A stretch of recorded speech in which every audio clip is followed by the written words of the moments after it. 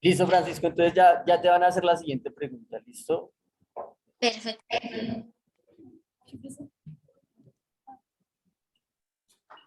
Buenos días, Francisco.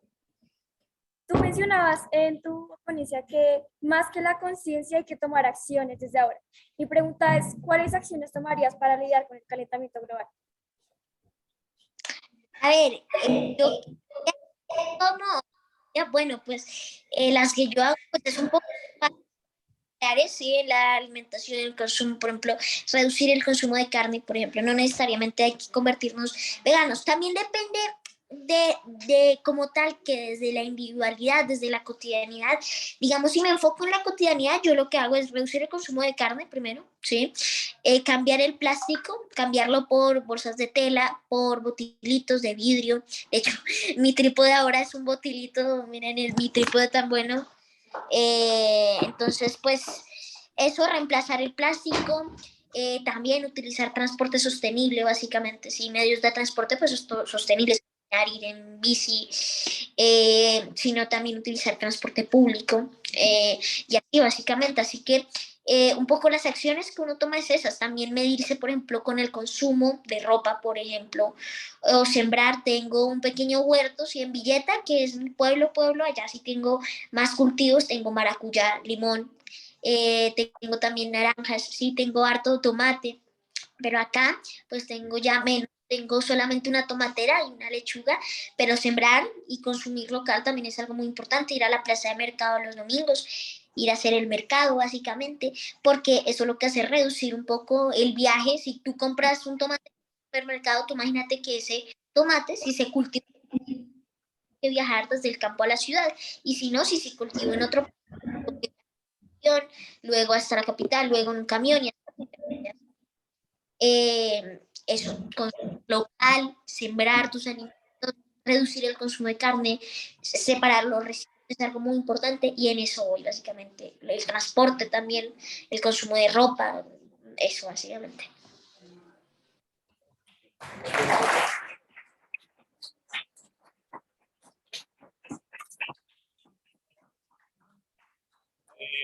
Francisco, muchas gracias. Sabemos que por cuestión de tiempo debes desconectarte. No sé si me has escuchado, agradecemos tu participación y la invitación. También agradecemos a tu mamá pues, por haber sido el puente para poder que estuvieras hoy presente aquí. Nada, pues el colegio y todos los participantes no tenemos más sino agradecimientos, y pues sería una próxima ocasión. Muchas gracias, Francisco. El tema de lo que nos decías de la participación de Ideales por la Vida, nosotros ya lo estamos gestionando aquí. Esa es una de las conclusiones a las que llegaremos al foro, y tenemos muy pendiente pues, las fechas para poder contribuir a dicho evento. Muchas gracias, Francisco. Claro que sí, aunque no sé, yo vi ahí a alguien adelante que tenía la mano levantada, igualmente podrían ser claro, unos 10 minutos más. Listo. 10 más. No, pues mi pregunta es muy rápida. Es, ¿por qué ver la guerra como algo malo? O sea, ¿por qué ver la guerra como algo malo socialmente? Teniendo en cuenta contextos anteriores, sabemos que para el presente de una población la guerra es algo malo, pero para el futuro es una reconstrucción social y un reabastecimiento cultural en todos los aspectos. Entonces, ¿por qué ver la guerra en sí como algo malo, sino más bien en el concepto ambiental? ¿Por qué no verlo como un aprendizaje? Es cierto, porque por ejemplo la Unión Europea es un proyecto muy interesante. La Unión Europea nace después de la Segunda Guerra Mundial, un holocausto terrible y un tema terrible, súper malo para toda Europa, destruida básicamente. Pero entonces la Unión Europea nace, Robert Schuman, sí, y hoy en día es un proceso económico, social muy interesante, ¿sí? No sé qué otro ejemplo ponerte, ¿sí? Pero más allá de lo que trae la guerra de positivo, más, más allá de pensar, digamos, lo positivo culturalmente y socialmente, o la reconstrucción que nos traiga la guerra, hay que tener en cuenta la palabra reconstrucción. Nos matamos, murieron muchas personas, en cualquier guerra, por poner un ejemplo, no sé, lo que está sucediendo en Ucrania y Rusia, es la más famosa, ¿sí? Pero, o la más mediática, no más famosa, mediática, ¿sí? Más coyuntural en este momento, porque es una potencia muy grande. Pero hay guerras también en todo el mundo, en Yemen, en Omán, también en Azerbaiyán y en Armenia y Azerbaiyán, ¿sí? En el Sahel, que es la zona que divide a África sahariana y la subsahariana, también hay muchísima violencia. En nuestro país hubo un periodo de violencia y sigue habiendo violencia, ¿sí? En todo el mundo. Pero es muy importante lo que te digo, fijarse en esa palabra.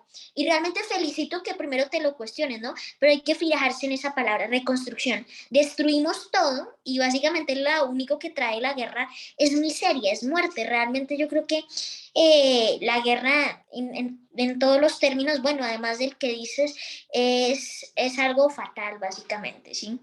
Sé que la guerra tal vez trae cambios dependiendo del punto en que ve uno, buenos para unos y buenos para otros, ¿sí? O por ejemplo, las guerras de independencia, ¿sí? Que hubo en toda Hispanoamérica. Pues hubo libertad, sí, pero para otros no estuvo bien, básicamente, para los imperios europeos, ¿sí? Pero más allá de eso es que sí sigue siendo un acto terrible, un acto miserable en donde hay muertos, básicamente, en donde nos matamos. Nikola Tesla decía que las guerras son simplemente malentendidos, ¿sí? Malentendidos que estos se generan por la ausencia de la capacidad de no comprender la opinión del otro, ¿sí? De no entender y tolerar, al menos, tolerar al otro. Así que si normalizamos las guerras y los vemos como un tema, pues, que lo que va a traer reconstrucción, pues, básicamente nunca vamos a tener una sociedad tolerante, una sociedad respetuosa, que respete al otro, ¿sí? Que al menos soporte escucharlo, básicamente. Así que esa es mi respuesta, ¿sí? Más allá de la reconstrucción social, de la unión social que nos traiga, ¿sí? Pues simplemente hay muertes de por medio, ¿sí? Es una masacre terrible la guerra. La guerra es una masacre entre jóvenes, entre personas, ejércitos que no se conocen por dos o tres más personas que sí se conocen. De hecho, la Primera Guerra Mundial también fue una masacre, una carnicería, sí, entre primos, el Kaiser alemán, el zar ruso y el rey de Inglaterra. Así que esa es mi respuesta, básicamente. Gracias.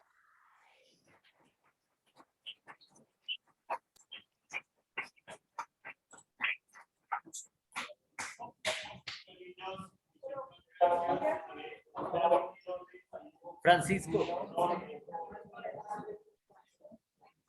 Francisco, vamos a agradecerte por toda la colaboración que nos diste hoy. Ojalá alguna vez te podamos tener acá de manera presencial. Te felicito por ese Lexo tan completo y tan bonito que tienes.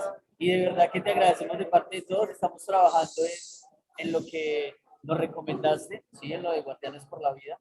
Entonces, muchísimas gracias y pues espero que no sea la última participación que tienes con nosotros. ¿Listo?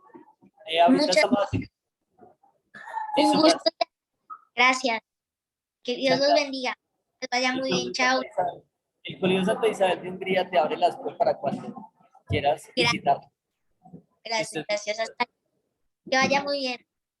Hasta luego. Chao. Hola, Nico, Nicolás.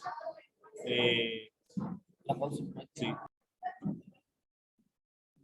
Como el trabajo que estamos desarrollando en este cuarto foro es la educación por nuestro mediante, les vamos a compartir cómo la música nos educa, entonces los dejamos con el siguiente video para que nos esperen mientras continúa el siguiente panelista.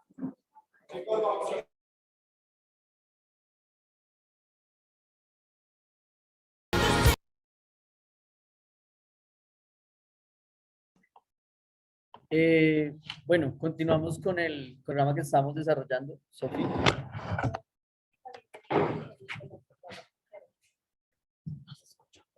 Le damos la bienvenida a Michelle Nicolás Santuano Quintero, ecólogo javeriana. Actualmente hace parte de un proyecto de construcción de la aldea, aportando los temas de gestión del territorio, conversación de la biodiversidad, gobernanza ambiental y ecosistemas socioecológicos. Agradecemos su participación y recibimos con un fuerte aplauso.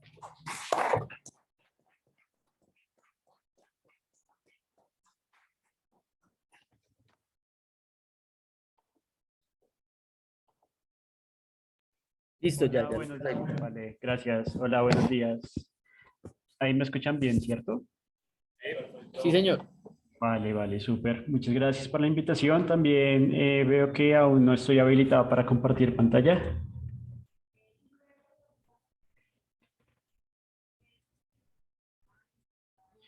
Y bueno, pues muchas gracias. Realmente, pues buenos días a todos, a todas. Gracias por la invitación. Pues es muy grato también como escuchar a los diferentes panelistas. Ya me conecté y tuve la oportunidad de escuchar a Miguel, de escuchar a Francisco también. Y bueno, también un gusto como saber que compartimos ciertas ideas también frente a cuáles son esos retos de la educación que tenemos pues para afrontar esta crisis socioambiental que vivimos a nivel global. Em, y también, bueno, si por ahí está Miguel también, como contarle que algunas de las conclusiones que él nos compartió hace un rato también, pues son algunas de las ideas que voy a retomar en la presentación que les voy a hacer, así rápidamente. Entonces, bueno, la invitación fue como compartir con ustedes cuáles son algunas de las ideas que tengo frente a cuáles son los retos de la educación en torno a la crisis medioambiental o a la crisis socioambiental que vivimos a nivel global. Dentro de esa crisis está pues la que tiene que ver con cambio climático, pero hay muchas otras crisis que afrontamos, ¿no? De contaminación de los océanos, deforestación de grandes áreas de bosque también, entre otras. Y bueno, parte de estas ideas que les voy a compartir es gracias como al trabajo también que he hecho en algunas de las organizaciones. Les voy a contar un poco sobre, al final, un proyecto con el que estuve trabajando con la Fundación Proterra hasta el año pasado, sobre ecología para la paz en diferentes colegios, tanto públicos como privados, en ciudades, en pueblos también, pues en zona rural. También contarles que, bueno, como también estas ideas surgen como del trabajo en red, que he tenido la oportunidad de estar con otros jóvenes, por ejemplo, con el Global Youth Biodiversity Network, que es una red a nivel global que hace parte de la ONU. También actualmente la red Casa Jóvenes, que hace parte del Consejo de Asentamientos Sustentables de América Latina, que es como una red de ecoaldeas. Y bueno, actualmente hago parte de un proyecto muy grande de comunidad intencional que se llama Ecoaldea Mi Tribu. Entonces, como todo este trabajo ha aportado como a estas ideas que les voy a presentar. Y muchas de estas ideas también, pues ya seguramente se las han compartido antes, pero es importante pues como reforzarlas también de alguna forma.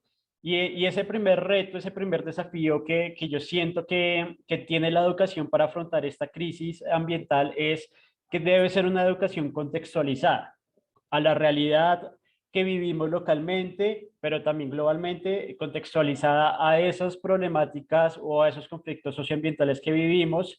Y es que para entender esa crisis global que, por ejemplo, nos contaba ahorita Francisco, cambio climático que no tiene fronteras y que eh, nos afecta a todos, pues tenemos que saber también cómo a nivel local se contribuye a esa crisis, ya sea de forma positiva para mitigarlo o también de forma negativa. Y son con cosas tan sencillas que deberíamos ser conscientes de nuestra cotidianidad. Por ejemplo, lo que ustedes ven acá a la izquierda es un mapa de Bogotá. Lo que la mayoría de personas conocen es que Bogotá es solo la parte urbana, las localidades, como donde hay grandes edificios, casas, los barrios, pero lo que no saben es que gran parte, y bueno, y de hecho este mapa está un poco también, tiene una escala distinta porque acá falta toda la zona rural de lo que tiene que ver con el páramo de Sumapaz. Y es que Bogotá, por ejemplo, casi el 70% de Bogotá del área es rural y solo el 30% es urbano, o sea, la ciudad que vemos acá. Entonces tenemos que ser conscientes de nuestro contexto local, sí. O sea, tenemos, por ejemplo, el páramo más grande del mundo, que es el páramo de Sumapaz, pero también tenemos un muy mal manejo de residuos sólidos y que es lo que llega, por ejemplo, acá al relleno sanitario. Entonces, ¿cómo lo que hacemos nosotros cotidianamente, todo lo que consumimos, por ejemplo,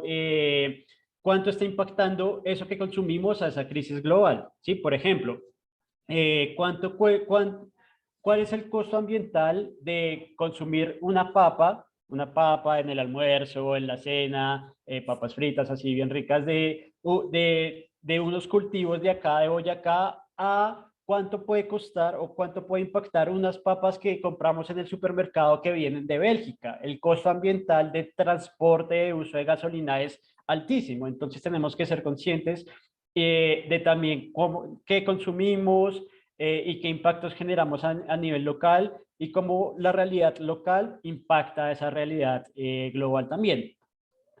Y para eso, pues hay que entender también ciertas causas como esa crisis ambiental que vivimos, por ejemplo, lo que tiene que ver con el paradigma cartesiano de desconexión mente-cuerpo, el, el que la ciencia hace muchos años nos haya dicho como que hay que analizar y hay que pensar, hay que estudiar las cosas de forma aislada, independiente, de forma reduccionista, sin tener en cuenta que todo hace parte de todo, ¿sí? Cada elemento hace parte de un todo mucho más grande.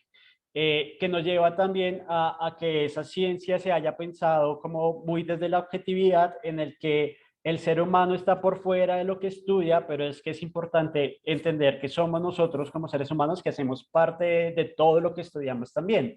Y también una de esas causas es, por ejemplo, la idea de capital y desarrollo en el que no se puede dar un desarrollo sin un desarrollo, pues un desarrollo económico, sin un desarrollo ambiental, sin una conservación de la biodiversidad, porque todo está ligado entre sí. ¿Cuál es el siguiente reto o desafío que los invito también a ustedes, estudiantes, a los docentes también? Pues fomentar un pensamiento sistémico. Un pensamiento sistémico es entender que todo está conectado e interrelacionado entre sí y es evitar precisamente lo que les decía de dejar de lado ese reduccionismo en el que todo está aislado y que con solo estudiar una partecita se va a entender todo. No, todo es un poco más grande, un poco más complejo. En realidad, todo es dinámico. Hay que cambiar también ese paradigma de que, por ejemplo, todo es lineal y simple a algo más circular, a algo más en movimiento, un poco más complejo también. Y acá a la derecha ustedes ven diferentes fotos de cosas que vemos en la naturaleza. ¿Sí? Por ejemplo, este es un repollo, pues una rana, una mariposa, unos corales también. Y les muestro esto como para que vean, por ejemplo, los patrones que tiene la naturaleza. Son cosas tan distintas, por ejemplo, el coral o el cerebro o el repollo. Son cosas tan distintas de por sí, pero los patrones y la forma que tienen son muy similares. ¿Sí? Entonces, entender que todo está interconectado, todo es interdependiente, todo se relaciona entre sí. Todo lo que yo hago acá también va a tener un efecto pues a nivel global, en otro país, pero lo que sucede en otro país también va a tener un efecto acá en nosotros también. Y es importante entonces pensarlo también desde una ecología integral. ¿Sí? No pensar que lo ecológico, lo social y lo cultural y lo económico están aislados de alguna forma, sino que todo hace parte de un sí. ¿Sí? Cada una de estas dimensiones dependen de sí. Lo social depende de lo ecológico. O sea, en el sentido, por ejemplo, en donde habitamos, donde construimos nuestra casa, si es al lado del río, si es en una ciudad, si es al lado de un humedal, pero lo económico también depende de lo ecológico, ¿sí? Entonces, esos recursos naturales que nos aporta la naturaleza para, sí, como para ese desarrollo económico, pero lo cultural también a partir de esas relaciones que tenemos con lo natural. Por ejemplo, la música, ¿sí? Hay por ejemplo, la música de gaita colombiana en el Caribe, muchos de los sonidos de las canciones, muchos de los ritmos están basados, por ejemplo, en cantos de las aves. Entonces, es entender que todo está conectado. El tercer desafío que los invito es a transformar los patrones en la forma de relacionarnos con la naturaleza.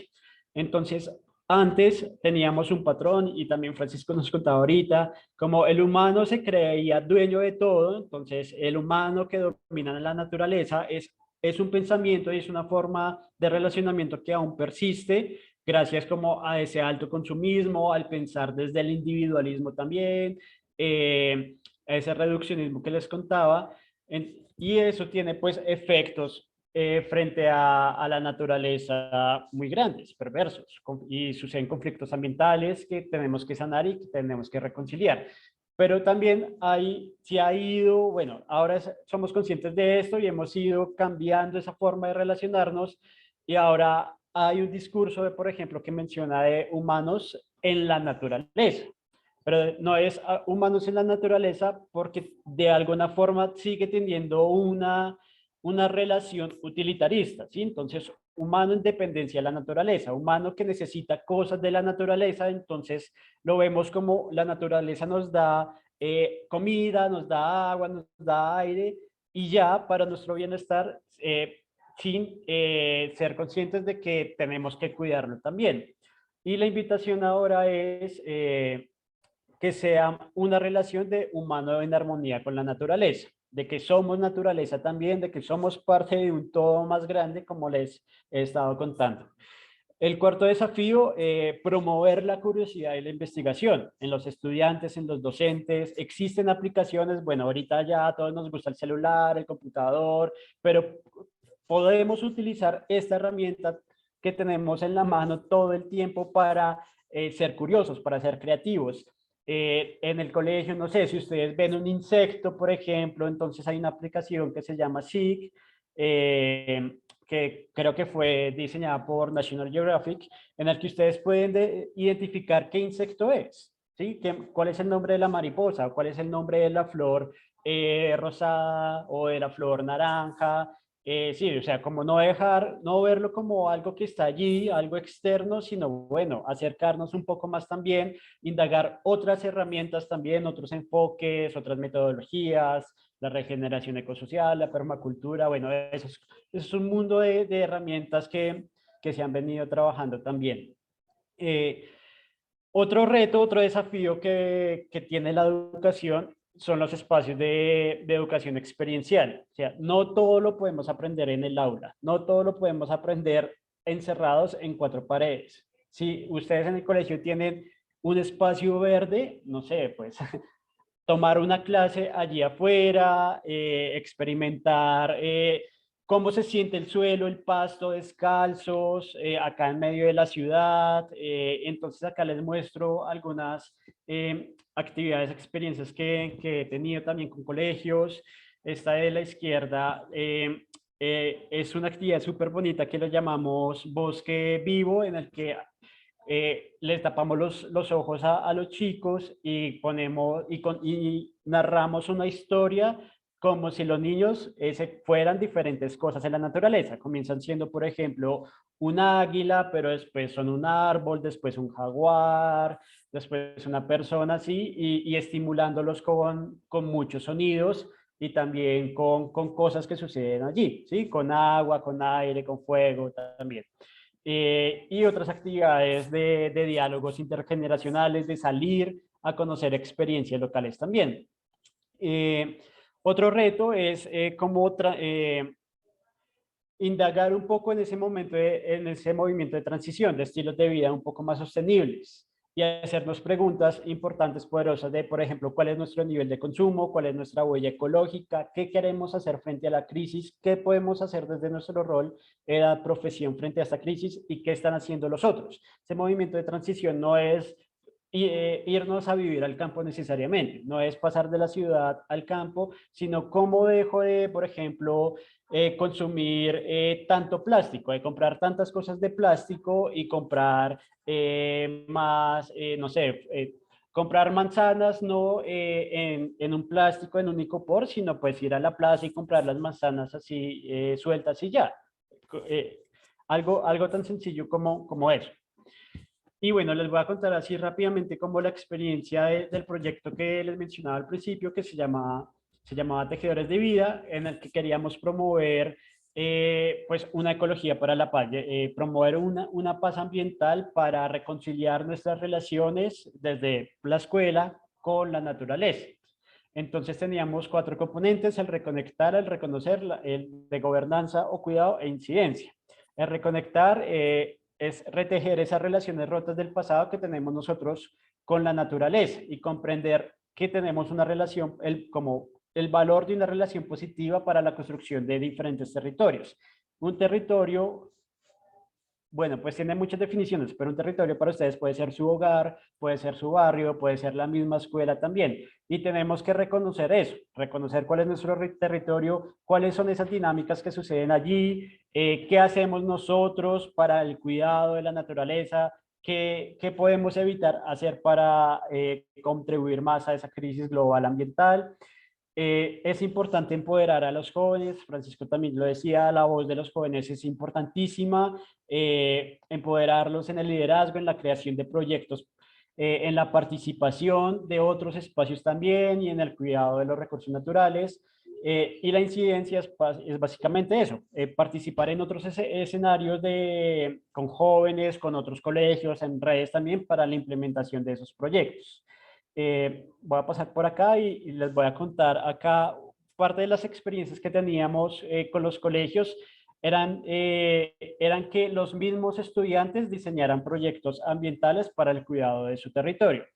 Comenzando desde el que los estudiantes reconocieran qué sucedía allí a partir de diálogos intergeneracionales, hablando con los abuelos, recorridos ambientales para conocer el sector. Y esto no es necesariamente solo en la zona rural, también en la ciudad podemos hacerlo. Tuvimos la experiencia con varios colegios en Bogotá, por ejemplo en Timisa, el Santa Luisa, y el Santa Luisa está al frente del lago Timisa. Es un lago muy grande, es un parque grande, pero pareciera que el colegio es una burbuja frente como a ese contexto ambiental que está allí. Entonces, como bueno, salir, ¿qué sucede allí? El humedal, por ejemplo, ¿ese lago es artificial o es natural? ¿Qué árboles hay? ¿Qué especies hay? ¿Qué otros jóvenes o qué otros grupos existen en el barrio que cuidan de ese ecosistema importante y que podríamos trabajar con ellos también? Entonces, ese es como el reconocimiento del territorio para saber identificar esas problemáticas para generar unos proyectos que contribuyan a mitigar esa crisis ya sea desde lo global, pero que contribuya que desde lo local, pero que contribuya a lo local. Proyectos tan sencillos como de reciclaje, de creación de una huerta urbana, o artísticos como un mural con un mensaje importante alusivo de cuidado de la naturaleza, con las especies que son importantes allí. También, por ejemplo, programas radiales, tuvimos la oportunidad de eso. Bueno, realmente la creatividad no tiene límites y podemos hacer un montón de cosas para el cuidado de la naturaleza desde la escuela. Y bueno, este proyecto nosotros lo incorporamos en diferentes escenarios, o sea, no fue solo la escuela, sino también queríamos que tuviera incidencia en el hogar, en el barrio y en el territorio un poco más amplio, ya sea el barrio, la vereda, el municipio.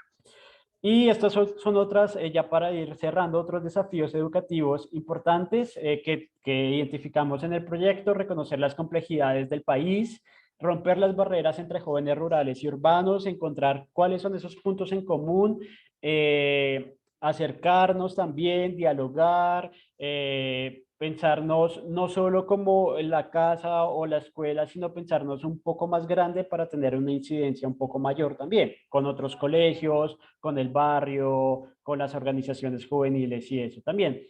Y algo importante es que lo que se ama se defiende, y lo que se defiende y se defiende lo que conocemos. Entonces no podemos defender algo que conocemos. Por eso es importante salir, conocer la naturaleza, los ecosistemas, las especies que hay allí, aves, insectos, plantas, cómo nos contribuyen ellos a nosotros, cómo podemos cuidarlos nosotros a ellos también.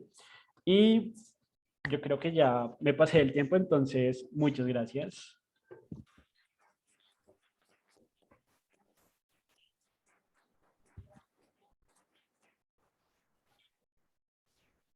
Nico, te vamos a pedir el favor de que porfa, te vuelvas a conectar para una rondita de preguntas. Listo. Listo. Perfecto. Y ya, Vale. ya continuamos. Y para todos los que están conectados, muchas gracias.